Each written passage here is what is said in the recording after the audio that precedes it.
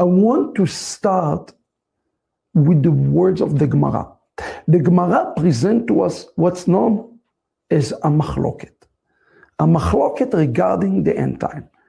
What is machloket? Machloket is a point that Chazal cannot reach a consensus on. They cannot reach a consensus on. When we talk about the end times and we talk about Acharit Hayamim, a lot of time there is not consensus.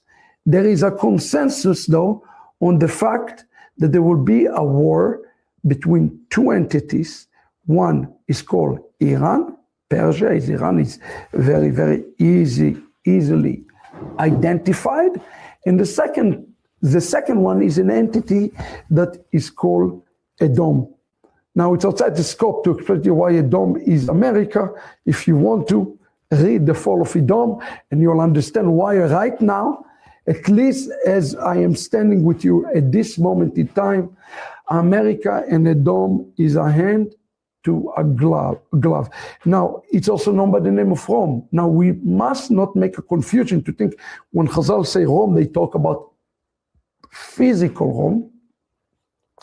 They speak about the spiritual forces that subjugating Israel. Now, the idea behind this, those two kingdoms that is called Edom and they call Ishmael, they both will try to subjugate the son of Jacob in the last days. And I think we are seeing it. In one hand, Iran firing missiles in Israel, they firing rockets in Israel and try to subjugate Israel. Look what they're doing in northern Israel. They try to subjugate Israel. On the second hand, Trump says, Bibi will do whatever I tell Bibi to do. We got Bibi in our pocket. This means that also America, United States of America, also subjugating Israel. Both forces, at the end of the day, subjugating Israel. However, those two forces who are subjugating Israel are going to go to war against each other. They're going to fight each other. And the question is, who is going to be victorious? Is it going to be United States or it's going to be Iran who's going to come with their hands on the upper end? And here we have a big division between Yehuda and Nasi. So if you're talking about Judah the prince, we are talking about 2nd century, friends. So what I'm presenting you as an end-time prophecy is nearly as old as the New Testament, 2nd century, where Yehuda the Nasi hold one position, where Ravav hold another position. Let's read together the text of the Gemara on those days before us. It says the following, and I read. Let me just pull it. Amar Rabbi Yeshua ben Levi, Amar Rabbi, עתידה רומי שתיפול ביד פרס, שנאמר, לכו ושמעו עצת אדוני, אשר יעץ על אדום, ומחשבותיו אשר חשב על יושבי תימן, אם לא יסחובום צעירי הצאן, אם לא ישים עליהם נוהם. Tiras, which is also known as Iran, is addressed in related matter. Rabbi Yoshua ben Levi said, so this is the generation of the Amoraim quoting the Tanaim. And here Rabbi Joshua son of Levi said that Rabbi Yehuda, the prince, says, Rome is destined to fall in the hands of Persia, as it is stated. Now, here are the plans that the Lord devised for Edom, and his thought considered to the resident of Yemen. Surely the youngest of the flocks will drag them away. Surely their habitation will be appalled due to them. So make yourself a note about it, that Jeremiah chapter 49 verse 20 indeed is Gog and Magog, and indeed speaking the war that we are experiencing right at this moment.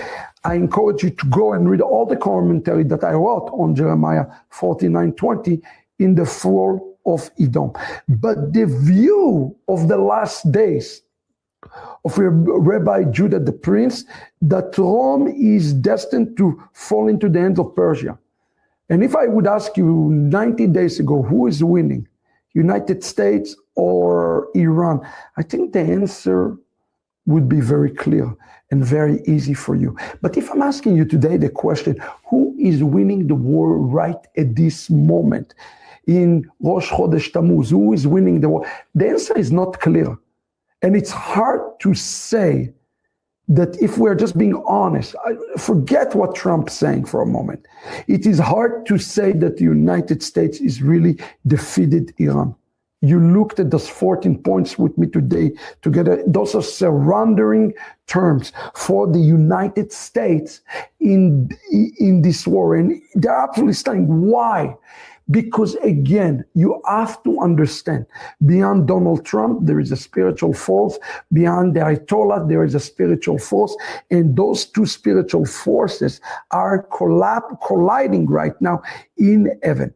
Now, I told you there is a machloket here. And it's continued to explain this in Yom 10a. Then we continue next slide. Rabbi Bar strongly objected to the position of Judah the Prince, from where it's inferred that the phrase youngest in the flock is Persia. It is written, the ram that you saw sporting the two horns, the kingdom of Media and Persia, Daniel 8:20. And the ram is a member of the flock mentioned in this verse. How is it that proof? And say the youngest of flock refer to Greece, who is overthrown Rome. As it is written, the goat is the king of Greece. The goat too could be characterized as the member of the flock. So Rabbi Bar Ula come and he said, I disagree in the Judah the Prince. I completely flat out disagree with this interpretation. But the Midrash continue, and I read with you the following. When Rav Chaviva bar Sromki ascended from Babylonia to Eretz Israel, he stated the difficulty before certain one of the stages. The sage said to him, one who does not know how to interpret verses is so arrogant that he's raising an objection to the opinion of greater Yehuda Anasi. In essence, he said to him, Rabbi Chaviva ben Sromki, he says, how dare you even question Judah the Nasi? Indeed, Rabbi Bar Ula misunderstood the basis of Rabbi Nasi interpretation. What is the meaning of the phrase, the youngest of the flock? It means that the youngest of the brother, a reference to Iran. Rav Yosef taught Tiras, the youngest of Japhet's son, is Persia. What does it say in the text? That the son, the one of the youngest son, will bring to the fall. Who is Iran? Iran is not the giant. They are like a paper tiger. This nation is going to bring to the fall of United States. But here is the machloket come.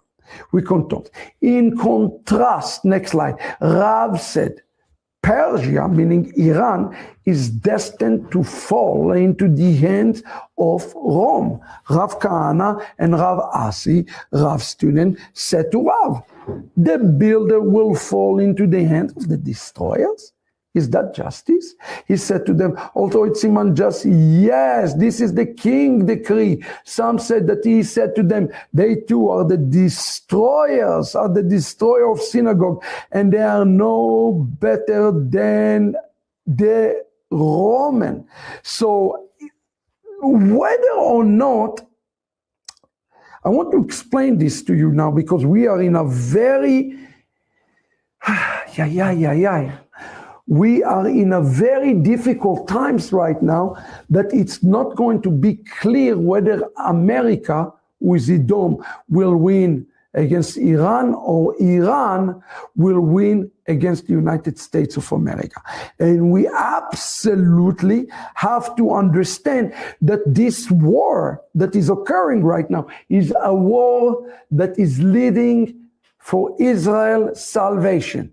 You hear what I'm telling you? The war that is occurring right now is going to be leading to Israel's salvation. If we can summarize the two methodologies, okay, in Tractate Yoma 10a, that the method of the Rabbi, whenever the Rabbi is talking about Judah the prince, it says that United States, in essence, will fall in the end of Iran, where the Shita, the methodology of Rav, said the opposite. Persia will fall in the end of the United States. But either way, and that's something that I want you to understand, no matter what, the conclusion of this war that will be much bigger than what we have seen up to this moment is going to be a trigger for the coming of the Mashiach. And you have to understand what this war symbolizes. And not only that, the Zohar give us dates around this war, which I want to be very, very careful with today, giving you those dates. But this is the triggers that all of us must really pay attention to. And I know people don't like it when I call America Edom, but friends, look at this. This is written 2,000 years ago. Who else can fit this prophecy with Iran? Okay, Persia, Iran, it's clear who it is. It's modern Iran. But who is Rome? In rabbinic literature and all throughout the last 2,000 years, Rome always represents the West. You have to understand what it represents. It represents West. It's something called Romi. Sometimes it's called Edom. Okay? And in all the Mefarshanim, modern Mefarshanim, it's always attributed to the strongest force of the West, which is the United States of America. Now, the cross-reference to this passage that we just read in Yoma 10 is found in the Yalkut Shimoni. I read it to you before. It's when there is a word that's starting in the Persian Gulf war, like in the Persian Gulf, that lead us to this particular war. And also in Psikata de Rabati 36, I have given you many references to that. Now, why this is important? Why this war and what is happening right at this second in the world is a marker and in a signal of the imminent coming of the Mashiach. What I'm about to teach you now, I'm going to tell you something in great warning. I'm not even sure our audience, Chas v'Chalila, God forbid, to insult anybody who's watching me, is mature enough to get to the depth of the Holy Zohar here. But I'm going to do it in a risk because I prayed about this and meditated upon this. And the Lord told me it's okay to share this secret with you today. So I'm going to do this.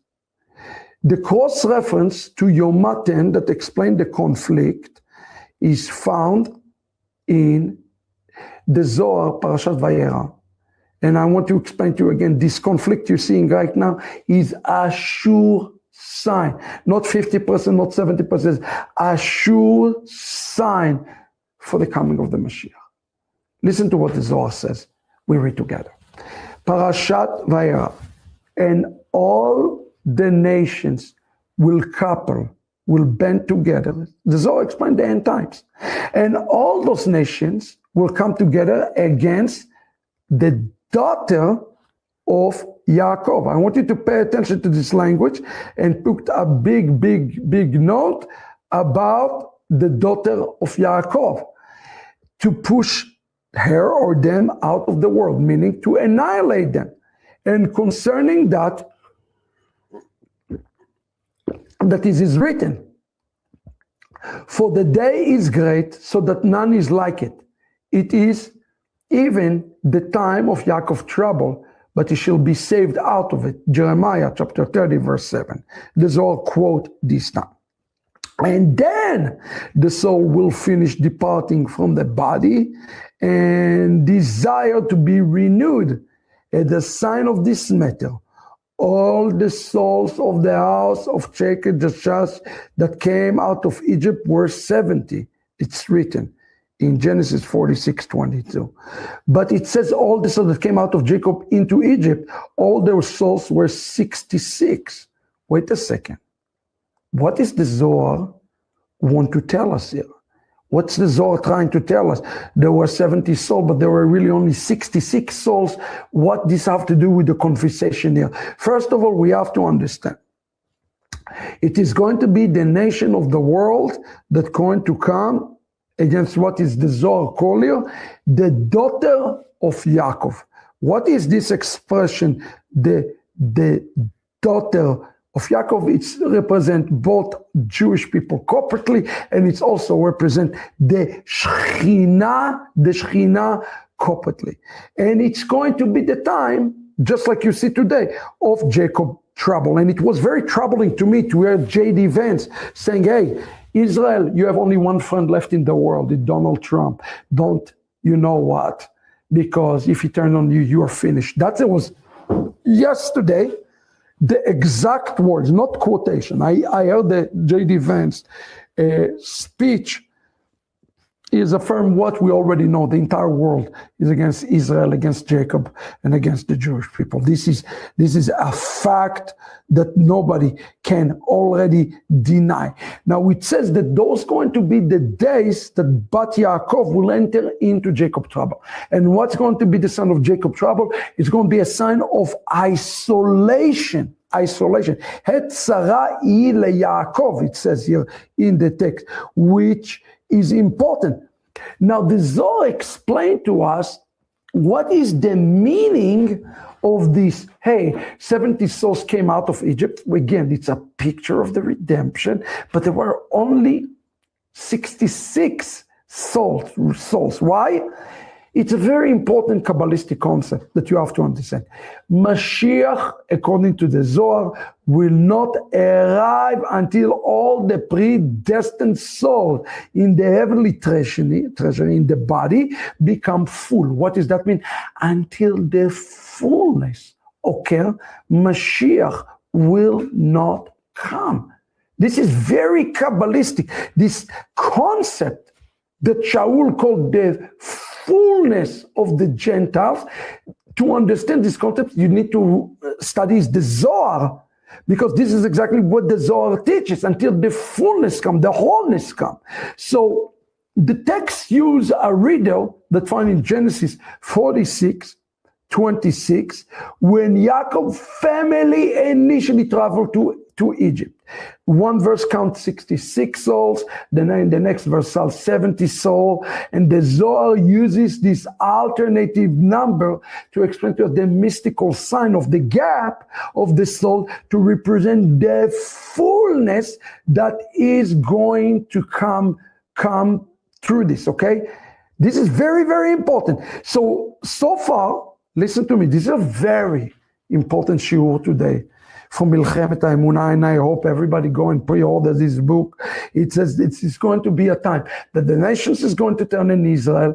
It's going to be a time of a war between Edom and between Iran, everything that we see right now.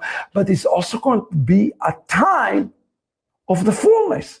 It's going to be time for the fullness. That's, I think, what's happening today. You know, when I was in France, when I was in Belgium, when I was in Netherlands, when I was in the United Kingdom, I met many remnants.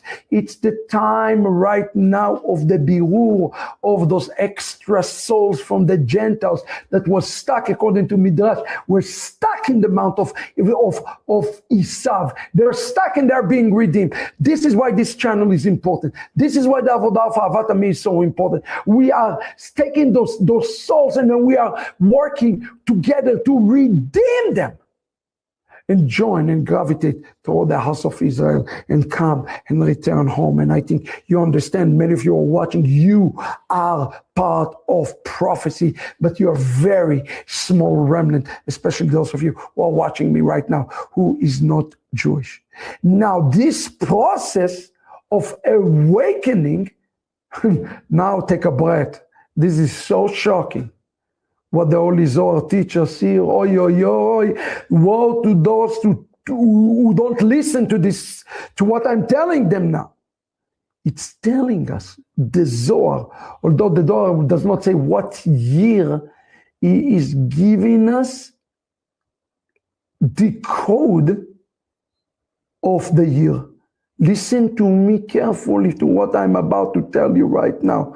This is very, very important. Please, let's take a pause. Please hit the share and like right now, because what I'm about to tell you, I never reveal in public, never reveal on public. I'm going to give you a second to hit share and like.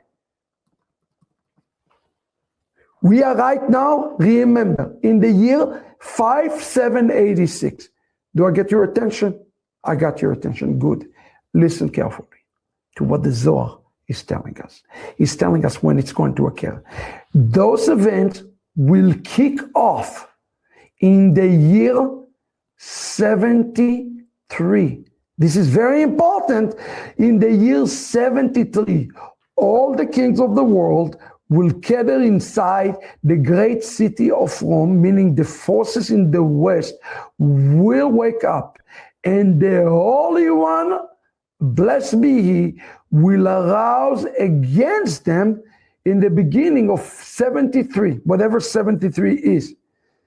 Fire, hail, meteor storm, large hail. You want to know what's coming to the world?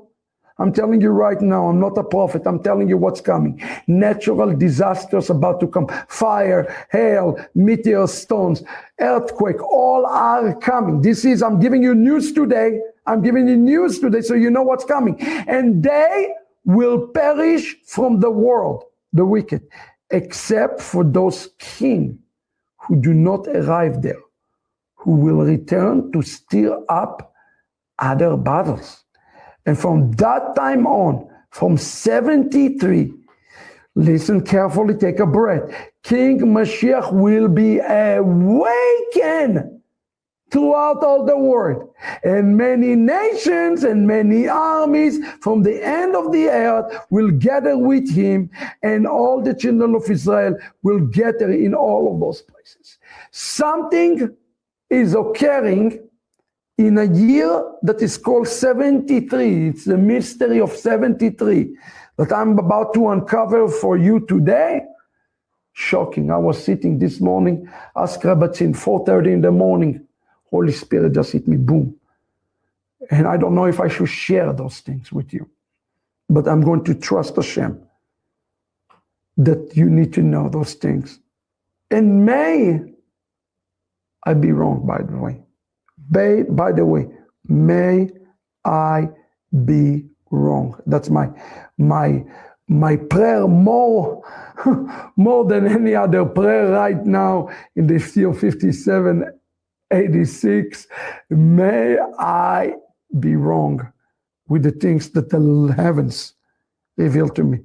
By the way, this is not from this is from the heaven. Pure download of understanding the Zohar so clearly. I hope that you pay attention to what I'm telling you right now. Something will going to happen in the year 73. This is the year of the cat, of the calculation of the redemption. So what is 73 represent? It's explained by Chazal that 73 is a year in a specific century. Okay? For example, right now we see the footstep of Messiah. We are in the 5700s, right? We're in the 5700. So we can say that this apply to 5773. Why? Because we are the 5700 right now. So we are right now in the year 5786. But the Midrash here tell us to go to year 73. 73. The Zohar explained to us that this is when the beginning of the end will happen. And here is the chilling thing. I'm telling you this now. I am going to give you the mother of all bombs. And God help me. God help me to reveal it to you. Ay, ay, ay.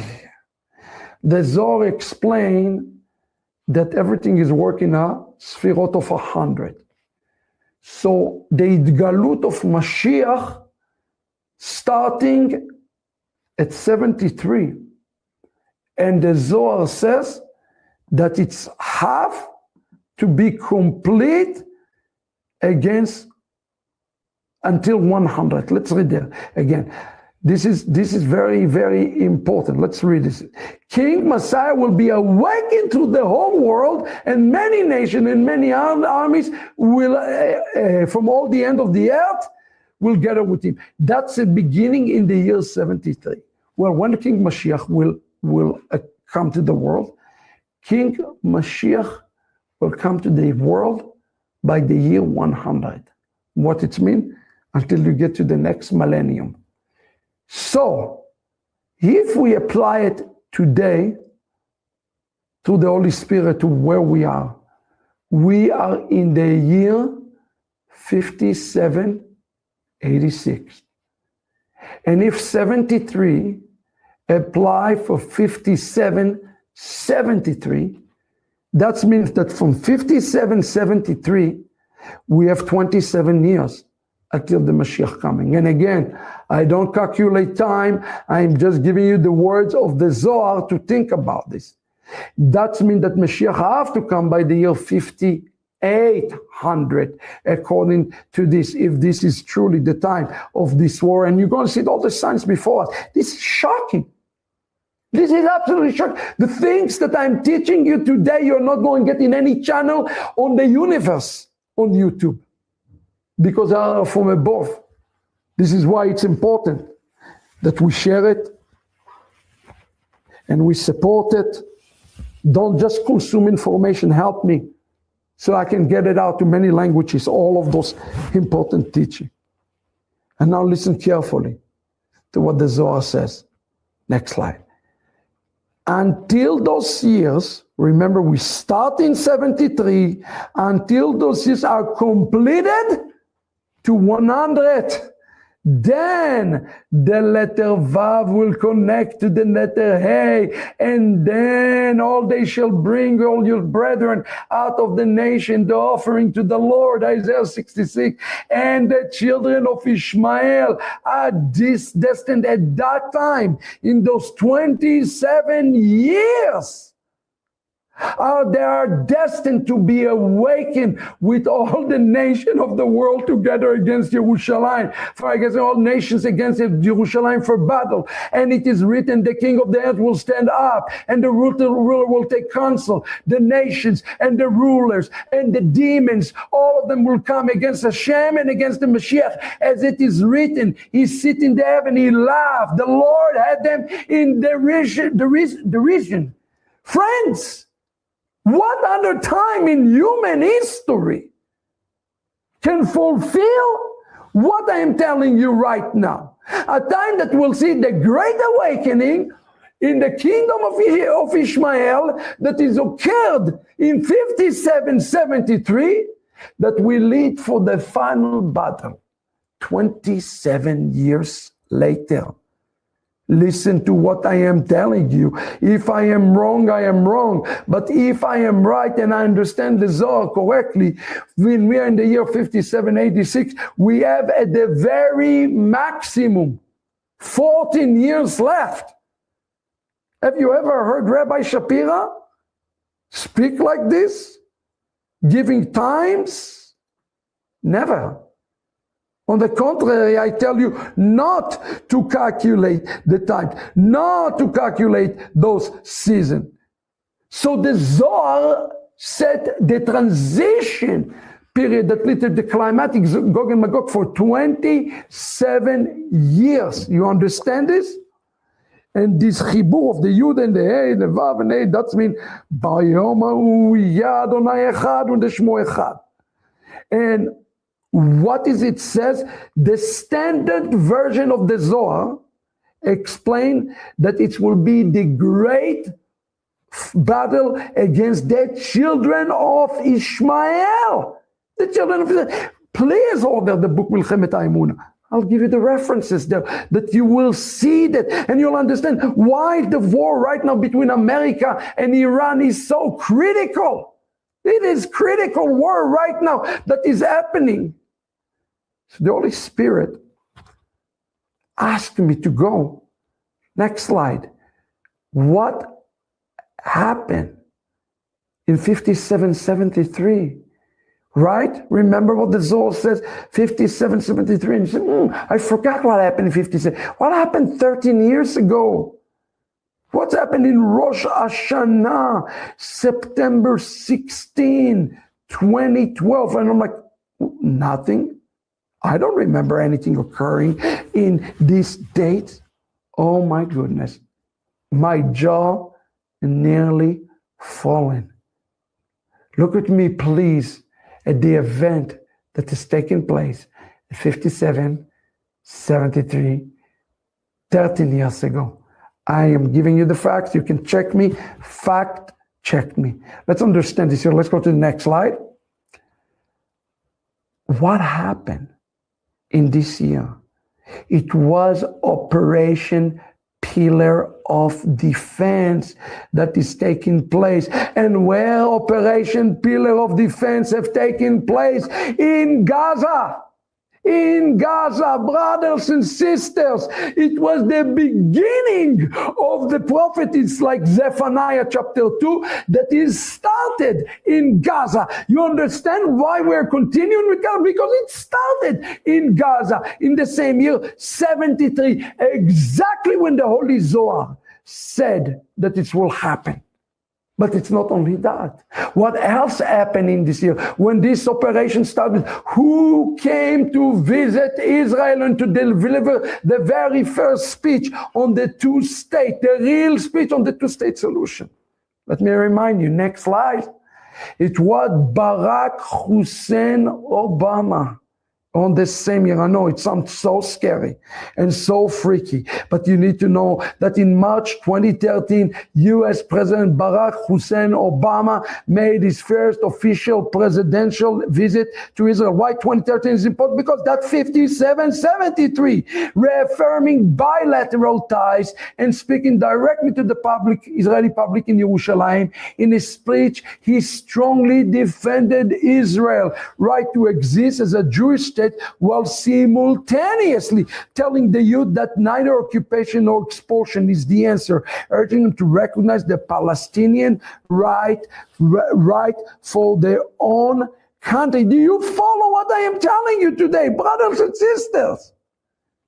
This is huge, what I'm explaining it to you today. That this battle, oh my God, my goodness, 13 years ago, Obama, while Israel in a war in Gaza, says two-state solution. That's what started all the balagan. Barack Obama started all of this balagan, and it occurred in 5773. That was the beginning. And we have entering with this speech, with this time, with the operation in Gaza, we have entered to the 27-year period that will lead to the great awakening of Ishmael. Chaku, wait. We are having a worldwide jihad is coming before us. Americans will cry. Americans will weep in the street for the Holocaust that is coming. Unless Donald Trump wake up. And I pray that he will and do the right things before it will lead us for the fall of Edom, for the fall of America. Friends, you understand how serious is what I am telling you today from the pages of the Holy Zohar. This is shocking. And I hope this sermon will be watched thousands upon thousands of times. The Maharal of Prague took the machloket between Rome and Persia and explain it, that this battle have to look at it in a completely different way. Listen to what he says. The explanation that the two kingdoms, Rome and Persia, okay, are the two kingdoms completely opposed to one another. For the kingdom of Rome is a kingdom that possesses tzura, form, meaning it's always in order. It's always in order. But the kingdom of Persia, by the way, that's why the kingdom of Persia is called, listen to me, you can come back to me. What's the name of the kingdom of Persia? It's called the kingdom of the bear. The Gemara tells us it's called the kingdom of the bear. Who is the bear? The bear is Russia. Russia and Persia are going to be in this together. You still have not seen the end from Russia. That's, you can mark on this. You follow that?